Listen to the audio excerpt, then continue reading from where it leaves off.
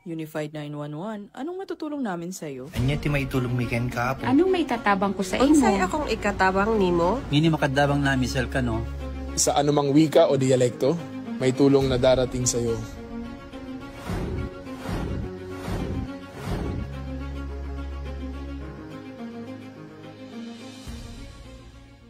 Lilingkod sa bawat Pilipino at magbibigay ng tamang impormasyon para sa tahimik at maayos na Pilipinas. Police News Network, alagad ng batas, tagapagtaguyod ng balitang pulis, sandigan ng mamamayan, patnubay ng katotohanan.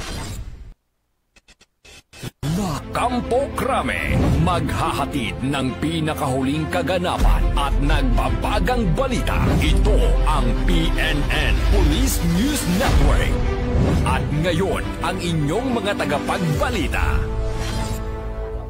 Magandang araw, bagong Pilipinas. Ako ang inyong alagad ng batas, tagataguyod ng Balitang Pulis. Ako po si Patrolman Edwin Baris. Ngayong araw ng Huwebes, makakasama natin ang ating guest mula sa Philippine Navy. Magpakilala po kayo, ma'am. Magandang araw, Seaman Second Journalist Beatrice F. Amigable, Philippine Navy. Binabati ko ang taga-Simog PN at JOBSC Class Air 6 2025. Huwag po nating kalimutang i-like, i-follow at i-subscribe ang page ng Philippine National Police, Police Community Affairs and Development Group, PICAG Tagapag-Ugnay at Police News Network. Kami po ay maghahatid sa inyo ng tamang balita, kwento ng pulis at serbisyo para sa mamamayan at ito po ang PNP News Online. Ang pangunahing balita ng Police News Network, alagad ng batas, tagataguyod ng Balitang Pulis.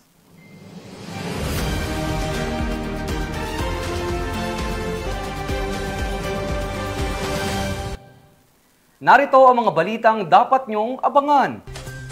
Dalawang individual na iligtas ng PNP sa hostage taking sa Iloilo. Dalawang suspect arestado matapos ang pagbebenta ng iligal na financial at e-wallet accounts sa social media ng mga membro ng anti-cybercrime group. 340,000 pesos na halaga ng iligal na droga nasabat sa bypass operation ng Malolos City, PNP.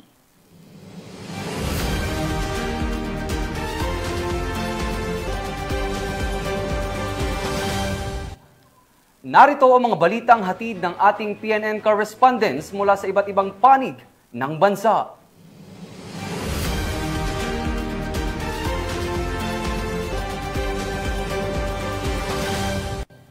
Simulan natin ang balita mula sa bahagi ng Luzon.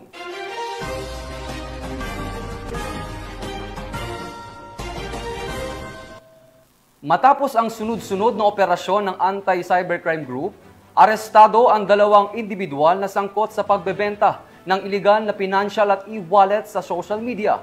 Ang pagkakahuli ng sospek ay bunga ng pagsisikap ng Philippine National Police upang mapanagot ang mga taong nasa likod ng mga panloloko gamit ang social media. Patrolwoman Mary Grace Artizuela magbabalita. Sa magkakasunod na operasyon na isinagawa ng mga tauhan ng Manila District Anti-Cybercrime Team, naaresto ang dalawang individual na sangkot sa iligal na pagbebenta ng mga financial at e-wallet accounts sa social media. Batay sa ulat, nagsimula ang operasyon matapos matukoy ng mga otoridad ang online na aktibidad ng mga suspect. Mula rito ay nakipag-ugnayan ang mga operatiba sa mga suspect para sa pisikal na transaksyon na nagresulta sa kanilang pagkakaaresto. Nahaharap ngayon ang dalawang suspect sa kasong paglabag sa Anti-Financial Account Scamming Act o AFASA na may kaugnayan sa Cybercrime Prevention Act. Kasalukuyan silang nasa pangalagan ng MDAC para sa tamang disposisyon ng kanilang kaso. Mula dito sa Campo Crame, ako ang inyong PNN correspondent, Patrolwoman Mary Grace Artizuela, nagbabalita para sa Police News Network, alagad ng batas, tagataguyod ng Balitang Pulis. Maraming salamat, Patrolwoman Artizuela. Aabot sa 346,000 na halaga na ipinagbabawal na gamot ang nasabat sa matagumpay na buy-bust operation ng Malolos City PNP. 3 sospek arestado. Tinutukan niya ni Patrolman Mildred Tawagon. Tao ang naaresto ng mga operatiba ng Station Drug Enforcement Unit ng Malolos City Police Station sa sinagawang bypass operation sa Barangay Bangkal, lungsod ng Malolos, Bulacan. Kinilala ni Police Lieutenant Colonel Romel E. Gineblaso, hepe ng Malolos City Police Station, ang mga tatlong sospek na sina alias Ryan, 44 taong gulang, alias Eman, 30 taong gulang, at alias Toto, 26 taong gulang na pawang mga residente ng Malolos City at Navotas City. Ayon sa ulat, nasamsam mula sa mga sospek ang 8 piraso ng heat-sealed transparent plastic sachet na naglalaman ng hinihinalang shabu na may tinatayang bigat na 50 gramo at may halagang 340,000 pesos base sa standard drug price, at na-recover din ang isang 500 peso bill na ginamit bilang buy-bust money. Matapos ang operasyon, dinala ang mga naarestong sospek at mga nakumpiskang ebidensya sa Malolos City Police Station para sa dokumentasyon at tamang disposisyon. Muling pinatunayan ng pambansang pulisya na patuloy nitong isinusulong ang walang humpay na kampanya laban sa iligal na droga upang mapanatili ang kapayapaan, kaayusan at kaligtasan ng mamamayan. Sa pamamagitan ng mas pinaigting na operasyon at aktibong pakikipagtulungan ng komunidad, nananatiling determinado ang PNP na tapusin ang kalakalan ng ipinagbabawal na gamot at mapangalagaan ang kinabukasan ng bawat Pilipino. Mula dito sa Bulacan Police Provincial Office, ako ang inyong PNN Correspondent, Patrolwoman Mildred A. Tawagon, alagad ng batas, tagataguyod ng balitang pulis. Maraming salamat, Patrolwoman Tawagon. Eastern Police District muling nakiisa sa 4th Quarter National Simultaneous Earthquake Drill 2025. Patrolman Jade Graveras sa balita.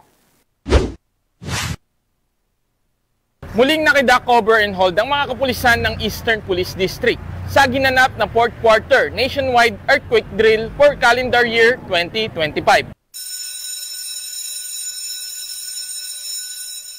Muling ipinamalas ng Eastern Police District ang kanilang dedikasyon sa disaster preparedness sa pamamagitan ng aktibong pakikilahok sa 4th Quarter Nationwide Simultaneous Earthquake Drill na isinagawa ngayong ika-6 ng Nobyembre 2025. Ang nasabing aktibidad ay bahagi ng taunang inisyatibo ng National Disaster Risk Reduction and Management Council upang palakasin ang kahandaan ng mga ahensya ng gobyerno, paaralan at komunidad sa banta ng lindol. Isinagawa ang drill eksaktong alas 9 ng umaga upang sabay-sabay itong maisagawa sa buong bansa. Nakiisa rin ang mga tauhan ng EPD mula sa 4 na himpilan ito sa Pasig, Mandaluyong, Marikina at San Juan, maging sa Mobile Force Battalion. Kasama sa drill ang pag-activate ng alarm, duck cover and hold technique at evacuation procedures patungo sa mga itinalagang safe zones at headcount. Ang sakuna o ang lindol ay walang makapagsasabi kung kailan ito tatama o darating. Kaya napakahalaga ang ginagawa nating earthquake drill, hindi lang dito sa ating ahensya, kundi sa buong Pilipinas. Ito ay makakatulong sa ating mga mamamayan, kababayan, na malaman nila yung mga basic needs, kung paano gagalaw o kikilos sa pagdating ng tunay na lindol. At isa itong bagay na kasanayan na hindi lang ngayon natin magagawa, kundi sa mga darating pang mga panahon. Hinihikayat ko ang ating mga kababayan na makilahok sa mga ginagawang ganitong klaseng kasanayan. Ito ay makakatulong sa ating kaligtasan kung darating na ang tunay na lindol. Layunin ng nasabing aktibidad na palakasin pa ang kapasidad ng mga pulis sa pagresponde sa mga sakuna. Siguraduhing handa ang bawat istasyon sa tamang paggalaw sa oras ng lindol at ang pakikipag-ugnayan sa mga lokal na pamahalaan at barangay para sa mas epektibong koordinasyon. Magbigay lang po kayo ng alarmment at least 5 seconds or 5 to 10 seconds sa araw yung bumaba. Kasi pag nag-shaking tayo, nakaluhod tayo, nakaupo tayo, at bigla po tayo tumayo, mahihilo tayo, maaari po tayong tumumba. Ito, usually hindi nyo na magagamit ko rin sa office nyo. Maaaring sa bahay nyo magamit nyo.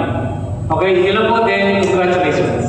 Ang ganitong mga pagsasanay ay mahalaga upang mapanatili ang kahandaan ng ating mga kapulisan, maging ng mamamayan at maprotektahan ang ating mga komunidad sa oras ng sakuna.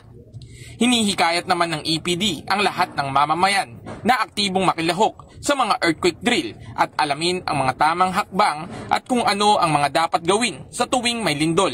Ang kahandaan ay hindi lamang responsibilidad ng pamahalaan, kundi ng bawat isa. Mula dito sa Eastern Police District, ako po ang inyong PNN correspondent, Patrolman Reynan Jade Gravera, alagad ng batas, tagataguyod ng Balitang Pulis. Maraming salamat, Patrolman Gravera. Sa kulungan ng bagsak ngayon ng dalawang high-value individuals na drug suspect sa sinagawang anti-illegal drug operation ng mga operatiba ng San Mateo PNP. Mahigit 342,000 pesos na halaga ng shabu at baril, kumpiskado. Ang buong detalye ng report ay mula kay Patrolman John Lawrence Ilagan. Estado ng San Mateo Municipal Police Station ang dalawang high-value individuals sa bypass operation na isinagawa sa San Mateo Rizal. Kinilala ang mga suspect na sina alias Jangget at alias Nunoy, kapwa residente ng nasabing bayan.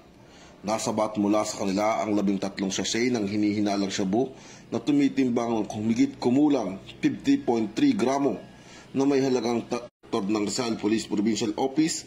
Ang operasyon ay bahagi ng pinaigting ng kampanya laban sa illegal na droga at kriminalidad sa kanilang lalawigan. Mula dito sa Calabarzon, ako ang inyong PNN correspondent, Patrolman John Lawrence B. Ilagan, alagad ng batas, tagataguyod ng Balitang Pulis.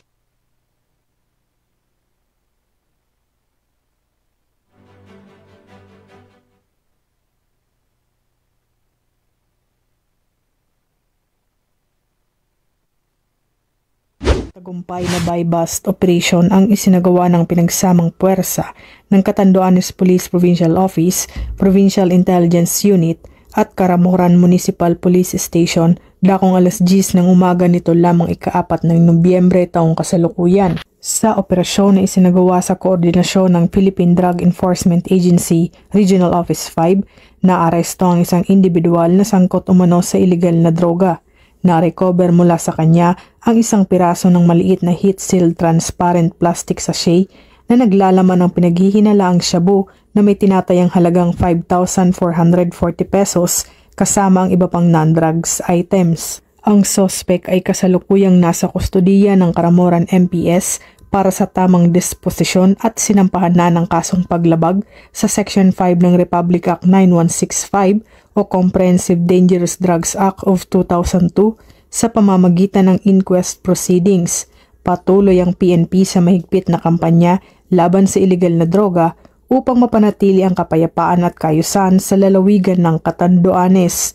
Hinihikayat ng PNP Caramoran ang buong komunidad na makiisa sa patuloy na pagpapalaganap ng kaayusan at batas upang masugpo ang anumang uri ng kriminalidad para sa mas ligtas at tahimik na komunidad. Mula dito sa Legazpi City, Albay, ako ang inyong PNN correspondent, Patrolwoman Vanessa Sol, alagad ng batas, tagataguyod ng Balitang Pulis.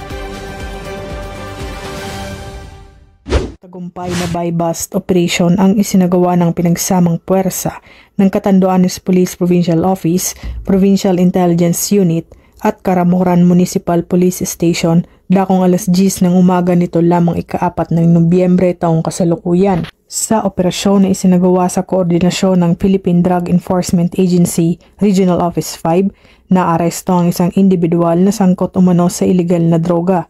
Na-recover mula sa kanya ang isang piraso ng maliit na heat-sealed transparent plastic sachet na naglalaman ng pinaghihinalaang shabu na may tinatayang halagang 5,440 pesos kasama ang iba pang non-drugs items. Ang suspect ay kasalukuyang nasa kustodiya ng Caramoran MPS para sa tamang disposisyon at sinampahan na ng kasong paglabag sa Section 5 ng Republic Act 9165 o Comprehensive Dangerous Drugs Act of 2002 sa pamamagitan ng inquest proceedings. Patuloy ang PNP sa mahigpit na kampanya laban sa illegal na droga upang mapanatili ang kapayapaan at kaayusan sa lalawigan ng Catanduanes. Hinihikayat ng PNP Caramoran ang buong komunidad na makiisa sa patuloy na pagpapalaganap ng kaayusan at batas upang masugpo ang anumang uri ng kriminalidad para sa mas ligtas at tahimik na komunidad. Mula dito sa Legazpi City, Albay, ako ang inyong PNN correspondent, Patrolwoman Vanessa Sol, alagad ng batas, tagataguyod ng Balitang Pulis.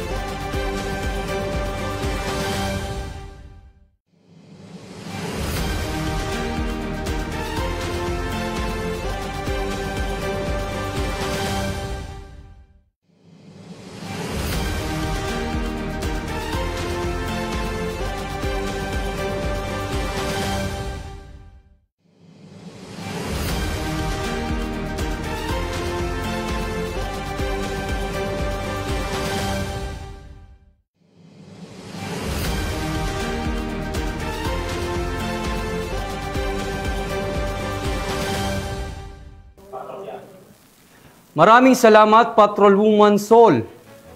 Nagpakita ng malasakit at pagmamahal ang Philippine National Police at Municipal Advisory Group matapos tulungan ng isang pamilyang nangangailangan sa Abulog, Cagayan. Ang magandang balita ay mula kay Patrolwoman Richelle Ledesma. Hindi pinamalas sa mga kapulisan ng Abulog, Cagayan ang pulis na nararamdaman sa pamamagitan ng pagpapaabot ng tulong sa pamilyang nangangailangan kasama ang Municipal Advisory Group noong ika-4 ng Nobyembre taong kasalukuyan. Napili ng Municipal Advisory Group kasama ang Abulog Police Station sa pangunguna ng hepe na si Police Major Angelo S. Pagulayan sa pamilyang Samiano Zuniga Tolentino na pawang mga residente ng Barangay Libertad, Abulog, Cagayan. Ang mga pamilyang ito ay kabilang sa hanay ng persons with disabilities at mga nakakatanda na patuloy na nagsisikap sa kabila ng hirap at hamon ng buhay. Bilang pagpapakita ng malasakit, nag-abot ng tulong pinansyal ang ilang miyembro ng grupo para sa bawat pamilya. Nagbigay din sila ng mga grocery items, bigas at isang saklay para sa persons with disabilities upang makatulong sa kanilang kalagayan. Ang mga pamilya ng mga benepisyaryo ay labis ang pasasalamat sa kabutihan at malasakit ng ating mga Municipal Advisory Group members na mas piniling tumulong at magbigay ng suporta na nagsisilbing instrumento ng biyaya sa kapwa-tao. Kasama rin sa aktibidad si Pastor Rodolfo Rarangon ng May Brothers Keepers Life Coaches na nagbigay inspirasyon sa pamamagitan ng pagbabahagi ng salita ng Diyos. Ang kanyang mga mensahe nagbigay ng pag-asa, lakas ng loob at pananampalataya sa mga pamilyang natulungan. Paalala na hindi kailanman tayo nag-iisa, lalo na sa oras ng pangangailangan. Ayon kay Police Major Pagulayan, ang ganitong mga gawain ay patuloy na isinasagawa ng PNP Abulog bilang bahagi ng advokasya ng PNP na serbisyong may malasakit. Ang pagtutulungan ng PNP Abulog at Municipal Advisory Group ay isang patunay na maraming mga nangangailangan ang natutulungan, kapag may pagkakaisa at malasakit ang bawat isa. Dito sa Police Regional Office 2, ako ang inyong Police News Network Correspondent, Patrolwoman Ledesma, alagad ng batas, tagataguyod ng Balitang Pulis.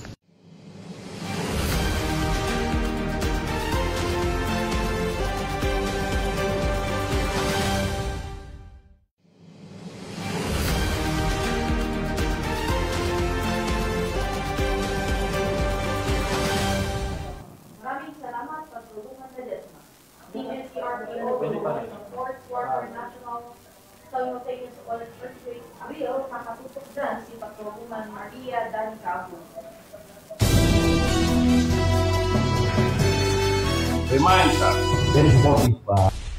Bilang bahagi ng pambansang pagsasanay sa kahandaan sa sakuna, matagumpay na nakiisa ang National Capital Region Police Office sa ginanap na 4th Quarter Nationwide Simultaneous Earthquake Drill 2025 na isinagawa ngayong November 6, 2025 sa NCRPO Grandstand, Camp Bagong Diwa, Bicutan, Taguig City.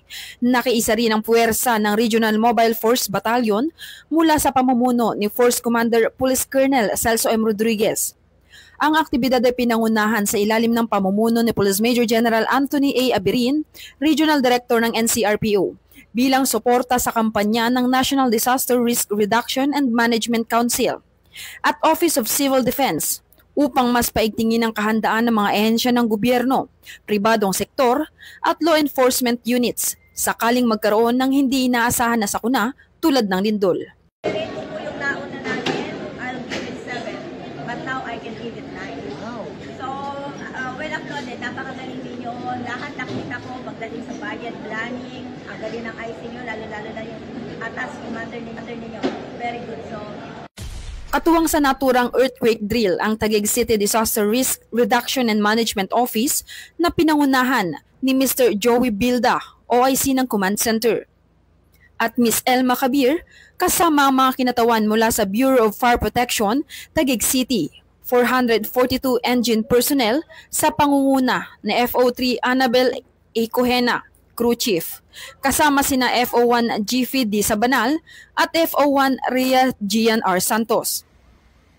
Sa ganap na alas 9 ng umaga, isinagawa ang sabayang duck cover and hold simulation na sinundan ng evacuation at response demonstration upang masiguro ang mabilis, maayos at ligtas na paggalaw ng mga personnel sakaling magkaroon ng aktwal na lindol. Layunin ng aktibidad na mapanatiling alerto at handa ang lahat ng uniform at non-uniform personnel ng NCRPO sa anumang uri ng kalamidad bilang bahagi ng tungkuling to serve and protect sa mamamayan. Mula po dito sa NCRPO Camp Bagong Diwa, Bicutan, Taguig City. At sa ngalan po ng aming Regional Director ng NCRPO, Police Major General Anthony Abirin. Kami po ang inyong Police News Network Correspondent. Ako po si Police Chief Master Sergeant Mauricio Bonilla Ruiz. Patrolwoman Bungo. Patrolwoman Evelyn Kilumati. Alagad ng batas, tagataguyod ng Balitang Pulis. Maraming salamat, Patrolwoman Bungo. Gamit ang tradisyonal na bulig o buligan, isang katutubong paraan ng mga tagatanduan gamit ang kawayan at kumot sa pagdadala ng pasyente. Kapit-bisig ang mga miyembro ng Special Action Force upang maitawid ang isang lalaking may sakit patungo sa health center ng lugar upang mabigyan ng atensyong medikal. Tinutukan niya ni Patrolman Liam Sumkad. Muling ipinamalas ng mga tauhan ng 111th Special Action Company, 11th Special Action Battalion, Special Action Force ang diwa ng tunay na serbisyo matapos silang tumulong sa pagligtas at paghatid ng tulong medikal sa isang residente ng Tanudan. Ayon sa ulat, agad na rumisponde ang mga tropa upang tulungan si Pastor Kalading na nakararanas ng matinding pananakit ng ulo, likod at pagsusuka. Si PSMS Philip Kidding na nagsilbing medic ng grupo ay nagbigay ng paunang lunas bago isinagawa ang transportasyon ng pasyente patungo sa Tanudan Rural Health Unit 1 sa Mabacat, Tanudan, gamit ang tradisyonal na bulig o buligan. Isang katutubong paraan ng mga taga-Tanudan sa pagdadala ng may sakit gamit ang kawayan o kahoy at kumot. Matagumpay na naihatid ang pasyente sa pasilidad. Sa pagdating nila, agad na tinanggap ni Dr. Glenda Banawag ang pasyente at nagbigay ng gamutan na may paunang diagnosis ng matinding urinary tract infection o UTI. Ang mabilis na aksyon at koordinasyon ng mga tauhan ng 111th SAC ay patunay ng kanilang dedikasyon sa serbisyong publiko at malasakit sa kapwa, isang ehemplo ng tunay na diwa ng pagsisilbi at bayanihan. Mula dito sa Regional Police Community Affairs and Development CAR, ako ang inyong PNN correspondent, Patrolman Sumkad, alagad ng batas, tagataguyod ng Balitang Pulis. Maraming salamat, Patrolman Sumkad. Samantala, magandang balita para sa ating mga kapulisan sapagkat matatanggap na natin ang year-end bonus at cash gift sa darating na ika-13 ng Nobyembre, taong kasalukuyan. Ang balitang hatid ni Patrolman Don Brosas.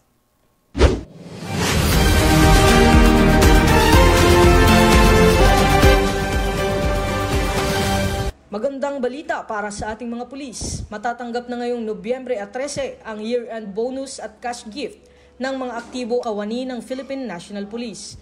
Ayon kay Acting Chief PNP Police Lieutenant General Jose Melencio Nartates Jr., mahigit 227,000 aktibong pulis ang makatatanggap batay sa Department of Budget and Management. Ang year-end bonus ay katumbas ng isang buwang basic pay kasama ang 5,000 cash gift na ilalabas kasabay ng unang payroll ng Nobyembre. Pinasasalamatan naman ni Police Lieutenant General Nartates si Pangulong Ferdinand Bongbong Marcos Jr. sa pagpapahalaga ng kapakanan ng kapulisan na aniyay pagkilala sa sakripisyo at tapat na paglilingkod ng bawat pulis sa bansa. Dagdag pa ni PNP spokesperson Police Brigadier General Randolph Tuanyo, ang maagang pag-release ng bonus ay nagpapalakas ng moral ng mga kawani at patunay ng suporta ng pamahalaan sa kanilang serbisyo.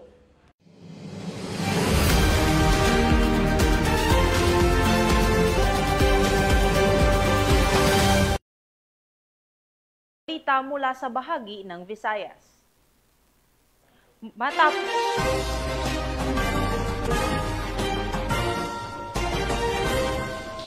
Matapos ang pananalasa ng Bagyong Tino, patuloy pa rin nagsasagawa ng rescue at relief operation ang mga miyembro ng Cebu City PNP, katuwang ang iba't ibang ahensya ng pamahalaan. Patuloy na nakaagapay ang Philippine National Police lalong-lalo na sa pamamilyang labis na tinamaan ng Bagyong Tino at tiniyak ang kaligtasan ng bawat mamamayan. Patrolwoman Flora May Azares, ibalita mo. Mabilis at mahusay na operasyon ng Iloilo Police Provincial Office at Pasay City Police Station ang nagresulta sa matagumpay na pagligtas sa dalawang hostage at mapayapang pagsuko ng isang lalaking sospek sa Barangay Himat-A, Pasay City, Iloilo. Nito lamang Miyerkules, 5 ng Nobyembre taong kasalukuyan. Dakong alas 8 ng umaga, nagsimula ang insidente ng pagbantaan ng sospek na nakilalang si alias Toto, 34 anyos, residente ng naturang barangay, ang dalawang biktima na si Nanay Liling at isang minor de edad na batang lalaki. Pinangunahan ni na Police Colonel Bayani M. Razalan, Provincial Director ng IPPO, at Police Lieutenant Colonel Herman Magbanwa III, Hepe ng Pasay City Police Station, kasama ang mga miyembro ng PNP SAF sa ilalim ng superbisyon ni Police Lieutenant Bobby D. Paltikan, kasama ang Pasay City at IPPO Special Weapon and Tactics, ang isang matagumpay na negosasyon at operasyon. Sa pamamagitan ng maayos na koordinasyon at disiplina ng mga pulis, nailigtas ang mga hostage dakong alas 11:30 ng umaga. Bagamat nagtangkang tumakas ang sospek, mabilis na nahuli ito ng mga kapulisan sa isinagawang hot pursuit operation at kalaunay mapayapang sumuko. Sa isinagawang follow-up operation sa bahay ng sospek na recover ng mga pulis ang isang KJ-9 submachine gun, ilang magazines at mga bala ng caliber .9mm at caliber .45 sa mismong presensya ng punong barangay na si Leo Peña, Florida. Pinuri ni Police Colonel Razalan ang dedikasyon at profesionalismo ng mga tauhan ng Pasay City Police Station at Iloilo Police Provincial Office sa matagumpay na operasyon. Sa kabuuan, muling pinatunayan ng PNP na sila ay handang maglingkod at magbuwis ng buhay para sa kapayapaan at kaligtasan ng bawat mamamayan alinsunod sa isinusulong na bagong PNP para sa bagong Pilipinas, serbisyong mabilis, tapat at nararamdaman. Mula rito sa Police Regional Office 6, ako ang inyong PNN Correspondent Patrolwoman Justin May Halyores, alagad ng batas, tagataguyod ng Balitang Pulis. Maraming salamat, Patrolwoman Azares. Matapos ang mabilis at mahusay na aksyon ng Philippine National Police, nailigtas ang 2 individual sa hostage-taking sa Pasay City, Iloilo. Ang buong detalye ng report ay hatid ni Patrolwoman Justin May Halyores. Mabilis at mahusay na operasyon ng Iloilo Police Provincial Office at Pasay City Police Station ang nagresulta sa matagumpay na pagligtas sa 2 hostage at mapayapang pagsuko ng isang lalaking sospek sa Barangay Himat-A, Pasay City, Iloilo. Nito lamang Miyerkules, 5 ng Nobyembre taong kasalukuyan. Dakong alas 8 ng umaga, nagsimula ang insidente ng pagbantaan ng sospek na nakilalang si alias Toto, 34 anyos, residente ng naturang barangay, ang 2 biktima na si Nanay Liling at isang minor de edad na batang lalaki. Pinangunahan ni na Police Colonel Bayani M. Razalan, Provincial Director ng IPPO, at Police Lieutenant Colonel Herman Magbanwa III, Hepe ng Pasay City Police Station, kasama ang mga miyembro ng PNP SAF sa ilalim ng superbisyon ni Police Lieutenant Bobby D. Paltikan. Kasama ang Pasay City at IPPO Special Weapon and Tactics ang isang matagumpay na negosasyon at operasyon. Sa pamamagitan ng maayos na koordinasyon at disiplina ng mga pulis, nailigtas ang mga hostage dakong alas 11:30 ng umaga. Bagamat nagtangkang tumakas ang sospek,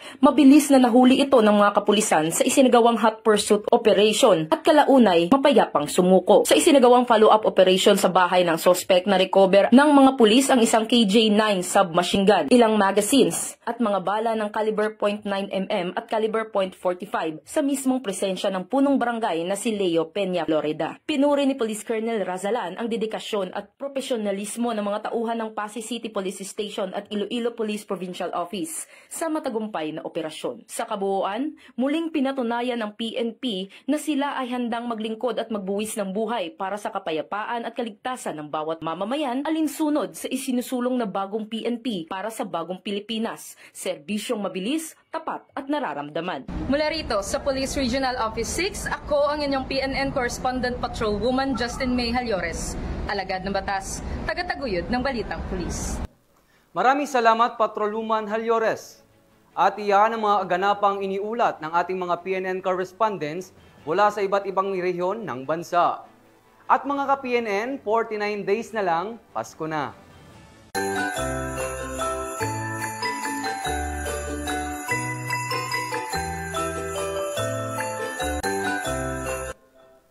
Sa ngalan ng pamunuan ng Philippine National Police, sa pangunguna ni Acting Chief PNP Police Lieutenant General Jose Melencio Nartates Jr.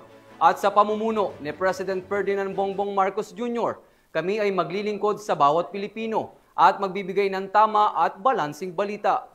Mula rito sa tanggapan ng tagapag-ugnay ng Pambansang Pulisya, kamang inyong alagad ng batas, tagataguyod ng Balitang Pulis. Ako po si Patrolman Edwin Baris. Maghahatid ng tamang balita, kwento ng pulis at serbisyo para sa mamamayan.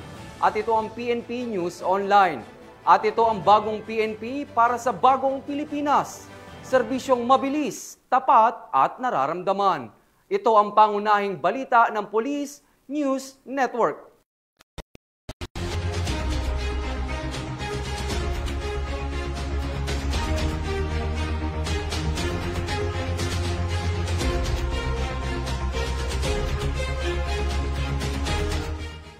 Police News Network, alagad ng batas, tagapagtaguyod ng Balitang Pulis.